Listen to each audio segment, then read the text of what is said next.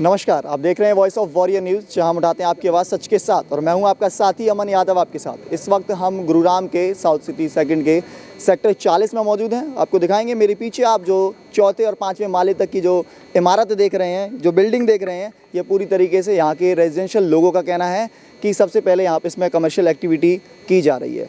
इसको अस्पताल बनाया जा रहा है, जो कि अगर बात की जाए तो साफ तौर पर ये जो जगह है जिस वक्त मैं यहाँ मौजूद हूँ, या तमाम लोग इस वक्त आप तस्वीरों में देख पा रहे हैं। प्रवेश, मैं कहूँगा एक बार दिखाएं लोगों को भी कि जो लोग यहाँ इस वक्त मौजूद हैं कि ये लोग जो है रेजिडेंशियल एरिया में रहते हैं, इन लोगों का यहाँ पर घर है। लेकिन सबसे बड़ी परेशानी, आप अगर पीछे की तरफ देखेंगे तो सबसे पहले आप ये देखिए कि हमारी सुरक्षा को खतरे में न डालें। और पीछे आप लगातार देख रहे हैं, ये होर्डिंग्स आपको दिखाई दे रहे हैं। इसमें आप देखें तो यहाँ सीवरेज, पानी या बिजली की आधारभूत संरचनाएं लचर हो रही हैं। कृपया उन पर अधिक बोझ न डालें। इन सभी चीज़ों का मानना असल में यही है कि जो लोग, जो बिल्डिंग आप मेरे पीछे देख रहे हैं, यह कहीं ना कहीं अवैध तरीके से बन रही है। और साथ ही एक बड़ा सवाल तब और पैदा होता है जब इसको CLE और OC सबसे पहले उस अधिकारी के द्वारा दे दी जाती है। जो लोग इस वक्त यहाँ खड़े हैं, परेशान हैं, पिछले लंबे समय से लगातार अपनी मांग को रख रहे हैं, लेकिन सुनने वाला कोई असल में मौजूद नहीं है। बड़ा सवाल तब खड़ा होता है जब चौथे माले के बाद आप अंदर अगर देखेंगे तो इसमें तकरीबन 120 बेड की व्यवस्था की गई है। 65 कमरे हैं इसमें अमूमन अगर बताई जाए तो कहीं ना कहीं इसमें एक अस्पताल खोलने की बात करी है। और साथ ही मैं इसमें एक चीज़ और जोड़ना चाहूँगा कि इसमें विदेशी लोगों का पैसा लगाया हुआ है, जिसका सीधा सा अर्थ है कि अब यहाँ पर पेशेंट आएंगे, बाहर के पेशेंट आएंगे, तो इसमें लोगों की प्राइवेसी को लेकर, सुरक्षा को लेकर कहीं ना कहीं एक बेहद बड़ी चूक हो सकती है। जब हमने एंटर अंदर किया तो यहाँ पर सुरक्षा के इंतजामात होते थे, अभी तक कहीं ना कहीं ठीक ठाक दिखाई दे रहे थे। लेकिन लोगों का कहना है जब पेशेंट आएंगे तो आप मूल रूप से उनको भी नहीं रोक पाएंगे, क्योंकि ये सबसे बड़ा दायित्व होता है कि किसी बीमार व्यक्ति को आप अंदर जाने से रोक नहीं सकते हैं। लेकिन अगर नहीं रोका जाएगा तो लोगों का, जो यहाँ इस वक्त यहाँ पर रह रहे हैं, जो यहाँ मौजूद हैं, जिन्होंने अपने आशियानों को यहाँ बनाया हुआ है अपने परिवार के लिए, कि यहाँ पर ग्रीनरी की बात करी जाए और यहाँ पर व्यवस्था की, अन्य व्यवस्थाओं की बात की जाए, तो बहुत ही कहीं ना कहीं पूरे गुरुग्राम शहर से काफ़ी बेहद अच्छी तरीके से दी गई है। वो तमाम बड़े सवाल यहाँ पर करेंगे जो लगातार हमने महिलाओं के वो सवाल दिखाए कि किस तरीके से परिवार को परेशानी होती है। यहाँ पर जो लोग प्रवासी इस वक्त मौजूद हैं उनकी तमाम तरह की परेशानी निकल कर आई। मैं आपसे जानना चाहूँगा कब आपको ये जानकारी मिली, उसके बाद आपने कितनी बार अधिकारियों के चक्कर लगाए लेकिन कोई समाधान नहीं मिला? इसका 2019 में एक बार शिकायत करी गई, जिस टाइम ये पता चला कि ये गेस्ट हाउस बना रहे हैं ओयो के लिए। तो उस टाइम हमारी RW ने इसकी कंप्लेंट करी, जो भी उस टाइम के अधिकारीगण थे जी। तो उन्होंने आके यहाँ मुआयना करा, मुआयना करके इसमें काफ़ी कमियाँ मिली, जिसके बेसिस पे इसको वर्बली मना कर दिया कि यहाँ पे आगे कंस्ट्रक्शन ना करें, जो कि बंद रही पिछले 2 महीने पहले थे।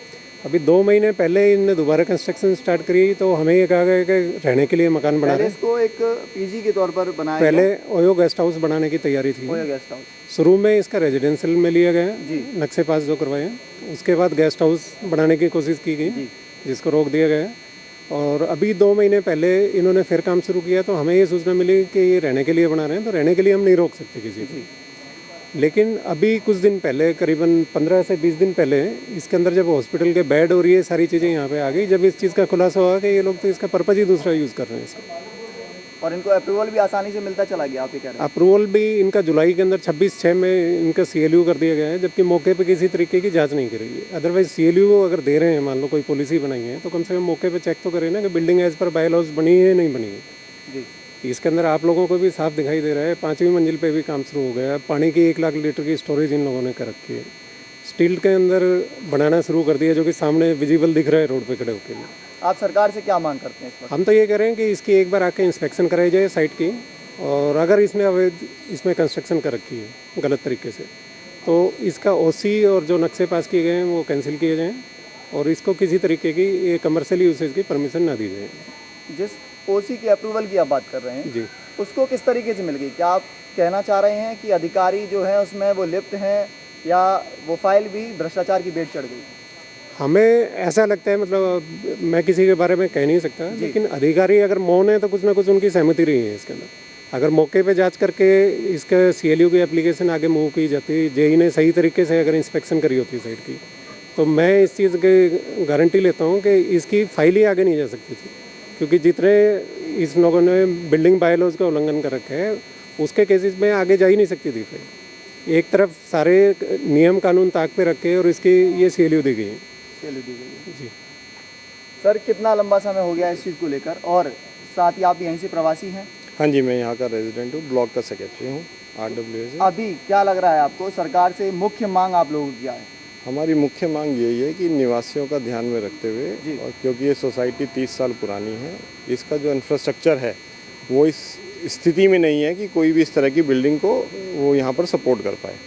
दूसरा, यहाँ पर जो बिजली के कनेक्शंस हैं, जिसको भी है रेजिडेंट अपनी जेब से पैसा लगा के उसको मेंटेन कर रहा है। DHBN अधिकारियों के अनुसार उनकी जिम्मेवारी ट्रांसफ़र रूम पे ख़त्म हो जाती है। तो हमने पिछले 1 साल में करीबन 15 लाख रुपया रेजिडेंट्स ने इकट्ठा करके अपने इंफ्रास्ट्रक्चर को मैनेज करने की कोशिश की जा रही है। दूसरा ये है कि अगर आप आज की स्थिति इस बिल्डिंग की देखेंगे तो आज भी बिल्डिंग में खिड़की, दरवाजे और काफ़ी अन्य ऐसा काम है जिसके लिए ओसी होने से पहले जो अनिवार्य होता है वो आज तक नहीं हुआ। मेरा नाम अनिल गुप्ता है। अनिल जी, क्या कुछ परेशानी आपको हुई है, कब से आपको जानकारी मिली है कि ये यहाँ पर जो बिल्डिंग बनाई गई है, हॉस्पिटल जो बनाया जा रहा है? बेसिकली मैं रेजिडेंट हूँ, मैं यहीं पे रहता हूँ। ये बिल्डिंग जो है बेसिकली आज से कई साल पहले स्टार्ट हुई, और ये बिल्डिंग स्टार्ट हुई एज ए रेजिडेंशियल प्रोजेक्ट। जी। बाद में कुछ लोगों ने ऑब्ज़र्व किया कि जो इसका नक्शा है वो रेजिडेंशियल के हिसाब से नहीं है, और इसमें हमने देखा तो ये लगा कि करीब 50 से 55 कमरों का प्रोविज़न किया जा रहा है। तो हमने करंट जो DTP थे मिस्टर भट्ट, उनके ऑफिस में जाके रिप्रेजेंटेशन दिया, उनसे बात की, वो लोग आए भी यहाँ पे, इसका मुआयना किया और इसको कंस्ट्रक्शन को उन्होंने रुकवा दिया। 2-3 साल तक यहाँ पे कोई कंस्ट्रक्शन नहीं हुई। उसके बाद सडनली पिछले 2 महीने के अंदर इन्होंने बहुत एग्रेसिवली यहाँ पे कंस्ट्रक्शन इस बिल्डिंग में स्टार्ट कर दी और इसको कंप्लीट करने की कोशिश कर रहे हैं। और यहाँ पे देखा गया कि बेसिकली यहाँ पे जिस तरह से बेड्स वगैरह डाले जा रहे हैं, तो यहाँ करीब 60 कमरे हैं और उसमें हर एक कमरे के अंदर करीब 2 बेड डाले जा रहे हैं। तो पता लगा ये कोई लीगो मेडिकल फैसिलिटी डेवलप की जा रही है। उनका कहना ये है कि कोई गवर्नमेंट की नीति के तहत हो रहा है। हमारी बेसिक जो कंप्लेंट है और बेसिक जो रिक्वेस्ट भी है डिस्ट्रिक्ट एडमिनिस्ट्रेशन से वो ये है कि ये जो बिल्डिंग है ये अप्रूव्ड मैप के अकॉर्डिंगली है ही नहीं, इसमें दुनिया भर की वायलेशंस हैं बेसिकली। और इसके लिए जो कंसर्न डिपार्टमेंट है रिस्पॉन्सिबल वो है DTP। DTP को 10 बार, 15 बार, 50 बार, 100 बार मेल भेजने के बाद भी वहाँ कोई एक्शन उनकी तरफ से नहीं हो रहा है। वो आएँ, इसको देखें और इसका जो अप्रूव्ड प्लान है अगर उसमें कोई वायलेशन है तो इसको इमीडिएटली उनको सील करना चाहिए अगर ये वायलेशन है, पर उनके कान पे कोई जूं रेंगी नहीं रही है। हमने कह रहे हैं कोई संतोषजनक जवाब नहीं मिला है? कोई ना आ रहा है ना कोई जवाब दे रहा है। इतने दिन से हम ये कोशिश कर रहे हैं। दूसरी सबसे जो बड़ी बात है वो ये है कि ये कॉलोनी करीब 30 साल पुरानी है। इसका जो इंफ्रास्ट्रक्चर है वो 30 साल पहले के हिसाब से बना हुआ है। यहाँ जो पानी की लाइनें हैं, सीवर की लाइनें हैं, इलेक्ट्रिकल इंफ्रास्ट्रक्चर है, वो ऑलरेडी जो रेजिडेंट्स यहाँ रह रहे हैं उन्हीं के लोड को वो सहन नहीं कर पाता। और इसका जो एक्स्ट्रा लोड है उसके बाद तो समझो कि कंप्लीट सिस्टम जो है कोलैप्स कर जाएगा।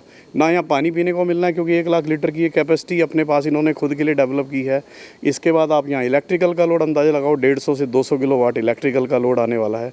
उसके बाद जो दुनिया भर के जो पेशेंट्स यहाँ पे आएंगे उनकी बायोमेडिकल वेस्ट है, दुनिया भर के bacteria, virus, international bacteria virus society में लेके आएंगे। ये जो सोसाइटी है यहाँ पे एक सब्सटेंशियल अमाउंट है सीनियर सिटीजन्स का और बच्चों का भी। आप ये देखो ना कि उनकी हेल्थ का क्या होगा। बेसिक इंफ्रास्ट्रक्चर बिल्कुल क्रम्बल कर जाएगा। और दूसरी बात है किसी की भी कोई प्राइवेसी रहने वाली नहीं है क्योंकि यहाँ जितने लोग हैं सब सड़कों पे घूमना है उन्होंने, ताकते झाँकते रहते हैं बगल के मकानों में। सिक्योरिटी एक बहुत बड़ा इशू होने वाला है। दुनिया भर की गाड़ियाँ यहाँ आएंगी। तो ये मैं समझता हूँ कि रेजिडेंशियल के नाम पर जो गवर्नमेंट अगर कुछ कर भी रही है तो ये बिल्कुल मजाक है। गवर्नमेंट की पॉलिसी गलत है। इस तरह के प्लॉट को जो ब्लॉक के इतना अंदर है, मेन रोड पर अगर ये गवर्नमेंट लाइसेंस देती है तो शायद भी ठीक हो। मेन कॉलोनी के अंदर एक इस तरह का लाइसेंस देना, और सबसे बड़ी इंपॉर्टेंट बात है कि पूरी की पूरी बिल्डिंग का जो अप्रूव्ड मैप है उसको DTP देखे और उसकी वायलेशन को चेक करेगा तो पता लग जाएगा सब कुछ ही इसमें वायलेशन है। इसके ओनर कौन है? इसके ओनर मिस्टर हरिंदर अरोड़ा हैं दिल्ली से, प्लस उनके कुछ पार्टनर्स भी हैं। तो बेसिकली ये है कि अगर ये एज़ पर बाई लॉज है वो आके चेक करें और अगर नहीं है तो इसको बंद करें। तो हम चाहते हैं कि यहाँ पे थोड़ा शांति से ज़िंदगी जाए। अब ये बिल्कुल मैं साथ ही एकदम 103 में मैंने अभी फ्लोर लिया है। तो मैं चाह रहा था कि चलो यहाँ पे पीसफुल लाइफ है थोड़ा सा, और अब ये गतिविधि बिल्कुल सामने खुल जाएगा तो यहीं पे अब दुनिया भर के लोग घूमेंगे। तो वो पीसफुल जिसको मैं छोड़ के दिल्ली से यहाँ आया था वो चीज़ बिल्कुल भंग हो जाएगी। हाँ, तो हमारे बुजुर्गों के लिए भी रहना भी दूर रह जाएगा। हाँ, और यहाँ पे सिक्योरिटी के नाम से अब देखिएगा, चलिए अभी तक ये था कि चलो बच्चे आए कोई भी है उनको सिक्योरिटी पूरी मिलती थी। अब माई गेट से आ रहे हैं लोग, हमें पता चलता था कि कोई एक भी बंदा कोई अंदर आ जाए तो हमें पता चलता था कि कौन बंदा अंदर आ रहा है। तो कल को उसकी पहचान करनी होता तो सब पता चल सकता था।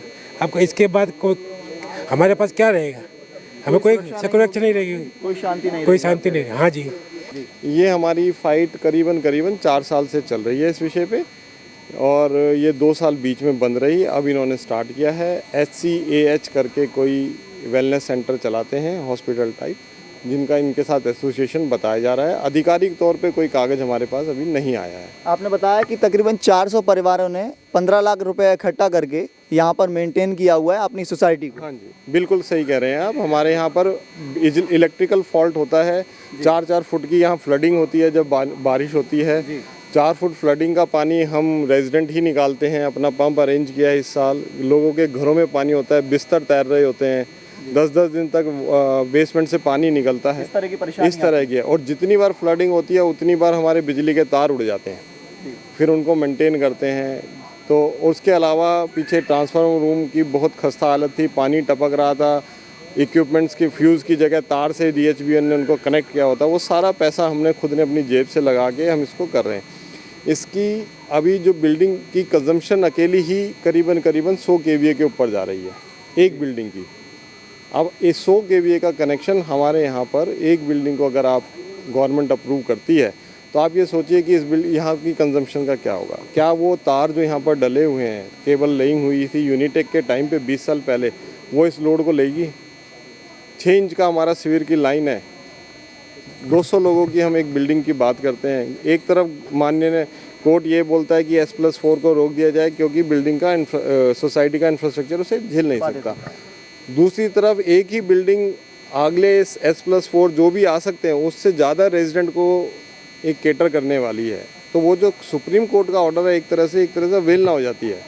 अवेलना हो जाती है। पानी को लेकर अभी आपने जिक्र किया, पानी का आपने बताया कि तकरीबन 1 लाख लीटर यहाँ पर वाटर की स्टोरेज की व्यवस्था की गई है। हाँ जी, इनका यानी एक बार बहुत बड़ी समस्या है ये। एक बार इनका MCG ने कनेक्शन काट के गए थे पानी का, जिसको बाद में स्टोर किया गया। उस वक्त इनकी कैपेसिटी जो जेई थे यहाँ पर कपिल जी, उन्होंने 40,000 लीटर का बताया था टैंक इस बिल्डिंग के अंदर जो अंडरग्राउंड बना हुआ है। अब आपके सामने 10-10 हज़ार लीटर की 4 टंकियाँ और रखी हैं, तो इसका कैपेसिटी ही 1 लाख लीटर की ये बिल्डिंग में कर रहा है। हमारे यहाँ गर्मियों में पानी नहीं आता, 3-4 दिन लोग पानी के लिए रहते हैं, टैंकरों पे हम निर्भर हो जाते हैं। उसके बाद एक और ये पेचीदा ये 1 लाख लीटर पानी अगर इस बिल्डिंग को अकेली को चाहिए तो यहाँ पर रेजिडेंट क्या करेंगे? बस हमारी ये रिक्वेस्ट है। Thank you. धन्यवाद से बातचीत करने के लिए। सर, आपसे जानना चाहूँगा किस तरीके से परेशानी यहाँ पर आपके परिवार के लोगों को होती है और फैमिली को कैसे परेशानी हो सकती है? मेरा नाम नरेश राघव है। मैं C74 ग्राउंड फ्लोर का निवासी हूँ।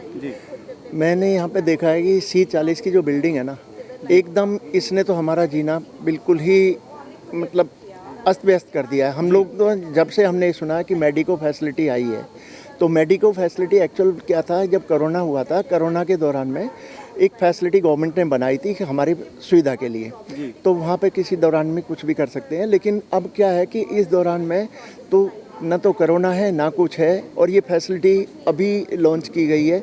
और इसमें ये सबसे बड़ी बात ये है कि ये गुड़गांव की पहली ये अप्रूवल है। अगर इस अप्रूवल को अगर हम देखते हैं, सुनने में आया कि ये अप्रूवल है, अब हमें ये भी पता नहीं इसका अप्रूवल किस तरह का अप्रूवल है, क्या है अप्रूवल है। लेकिन अगर मेडिको फैसिलिटी अगर यहाँ पे आती है तो हमारा यहाँ पे पानी का, रहने का, खाने का, बैठने का, पार्कों का, सारी सुविधा हमारी अस्त व्यस्त हो जाएगी। और हम लोग एकदम ये समझ लो जिस तरह से अब खुले में सांस ले रहे हैं, हमारा सांस लेना भी एकदम दुर्भर हो जाएगा। कोई भी बीमार आएगा, अपनी पट्टी को उठा करके कहीं फेंक देगा, कहीं थूकेगा, कहीं रहेगा। यहाँ पे फ्लडिंग एरिया है, ये पूरा यहाँ पे पानी भर जाता है। पानी के अंदर में कहाँ से पानी निकास होगा, कहाँ से क्या होगा, सारी चीज़ मतलब ख़राब हमें कर देंगी। और ये चीज़ ये है कि 64 कमरे हैं इसके अंदर में, 64 कमरे हैं, 128 बेड हैं। उसके बाद में उनके 128 के 2-2 भी अगर हम मान के चलते हैं कि 2-2 भी गेस्ट आते हैं। उसके बाद में मेडिकल के लोग आते हैं, गाड़ियाँ आएंगी, सारी चीज़ आएंगी, तो हमारे लिए तो सारा एकदम वो हो जाएगा कि हम किस तरह से यहाँ पे रहेंगे। हमारे लिए तो एकदम ये सोसाइटी वाला सिस्टम ही ख़त्म हो जाएगा। अगर एम्बुलेंस आती है हम उसको किस तरह से रोकेंगे? हम नहीं रोक सकते। किसी तरह से सिक्योरिटी हमारी ख़त्म हो जाएगी। हमारा जो फ्रंट गेट है वो काफ़ी दूर है यहाँ से, और कई बार हम सोचते हैं कि बच्चों को स्कूल से वो साइकिल पे चले जाएं, तो जैसे हमारा लास्ट लेन में है हमारा घर, तो यहाँ से गुजर के जाएंगे तो हमारे पास क्या रहेगा, बच्चा कहाँ गया बीच में। अभी रेजिडेंट का हमें पता है, हमारे पास ट्रैक है कहाँ पर कौन सा जो माई गेट पे हमारे पास ट्रैक रिकॉर्ड है, पर यहाँ पर तो कुछ भी नहीं रहेगा। कौन आया, आज कोई है, कल वो छुट्टी लेके डिस्चार्ज होके चला गया है, तो हमारे पास तो कोई ट्रैक रिकॉर्ड नहीं है इसका। तो सेफ्टी तो कंसर्न है, बहुत बड़ा कंसर्न है। रही बात हमारी, शाम को हम जैसे वॉक के लिए आते हैं, हमारे जो सास ससुर हैं वो भी वॉक के लिए आते हैं, उनके लिए भी तो मुझे नहीं लगता सेफ़ है। कितनी गाड़ियाँ आएंगी, कितनी जाएंगी, बूढ़े लोग हैं, उनका तो अपने शरीर पे ही कंट्रोल नहीं रहता, लाइक, तो वो तो नहीं हो पाएगा। सुरक्षा को लेकर भी सुरक्षा के लिए बहुत बड़ा सुरक्षा के साथ हम ये कहना चाहते हैं कि हम लोग वर्किंग पेरेंट्स हैं। माई गेट ऐप है, हमारे से बिना परमिशन के कोई हमारे घर में आ नहीं सकता। अब यहाँ दिन में 100 मरीज आएंगे, उनके साथ 100 अटेंडेंट आएंगे, कितने माई गेट पे अप्रूवल लेंगे? वो तो दिखा देंगे हमारे पास हॉस्पिटल का पास है, वो उठ के आ जाएंगे, कोई उनको रोकने टोकने वाला नहीं होगा। इससे पहले हमारी सोसाइटी में पार्किंग का इतना ज़्यादा इशू है, यहाँ पर दिन रात हमें एम्बुलेंस दिखाई देगी, एम्बुलेंस का सायरन दिखाई देगा, एक नेगेटिविटी का माहौल हो जाएगा। मुझे लगता है कि वो सोसाइटी के अंदर तो अच्छा नहीं रहेगा, कमर्शियल एक्टिविटी बिल्कुल अस्पताल नहीं बनना चाहिए। ये हमने सेफ्टी, मेरा नाम सुनीता खंडेलवाल है, हमने सेफ्टी सिक्योरिटी के लिए हमने सुकून से रहने के लिए रेजिडेंशियल गेटेड सोसाइटी में घर लिया था। हमें नहीं मालूम था यहाँ पे से कमर्शियल एक्टिविटी होगी, इससे हमारी सेफ्टी, सिक्योरिटी, पानी, सीवर, हर चीज़ के ऊपर इम्पैक्ट पड़ेगा। हमें कभी भी नहीं चाहेंगे, हम इतने सुकून से हम एज परिवार के रूप में हम यहाँ पे साथ रह रहे हैं, हम कभी भी नहीं चाहते कि इस तरह की कमर्शियल एक्टिविटी हमारी सोसाइटी में हो। आप देखिए, बच्चों के लिए सबसे बड़ी परेशानी है, छोटे छोटे बच्चों के लिए सबसे ज़्यादा हेल्थ के इशू हो सकते हैं। यहाँ पर इन्होंने बताया कि आप देख लें, अब मेरे पीछे देखिए, आपको दिखाऊंगा एक सबसे पहला एरिया कि ये रेजिडेंशियल एरिया है। मैं बार बार अपने शब्दों में क्यों कह रहा हूँ, क्योंकि आप इधर देखिए, अगर आप आगे की तरफ जाएंगे तो हॉस्पिटल के पीछे की तरफ रास्ता जाता है, चारों तरफ जो है वो घर मकान बने हुए हैं। तो कहीं ना कहीं इसमें एक बड़ा सवाल तब खड़ा हो जाता है जब इन सभी लोगों को, यहाँ के प्रवासियों को इतनी बड़ी परेशानी होती है, जिन्होंने अपने जीवन भर की पूंजी को लगाकर यहाँ पर घर बनाए हैं अपने परिवार को सुरक्षा देने के लिए, अपने परिवार के साथ जीवन यापन करने के लिए, लेकिन फिर भी इस तरह के लोग जब परेशान करते हैं, और सबसे बड़े वो आला अधिकारी जो विभाग से, जिनके बारे में ये लोग कह रहे हैं कि कहीं ना कहीं वो लोग भ्रष्टाचार की भेंट चढ़ जाते हैं, वो तमाम बड़े सवाल इस वक्त पैदा होते हैं। और वो सवाल इन लोगों के हैं, ये लोग लगातार निवेदन करते हुए नजर आ रहे हैं सरकार से कि कहीं ना कहीं इन्हें मदद मिले। इस वक्त आप देख रहे हैं मेरे साथ voice of warrior news, camera person प्रवेश कुमार के साथ मैं अमन यादव, धन्यवाद।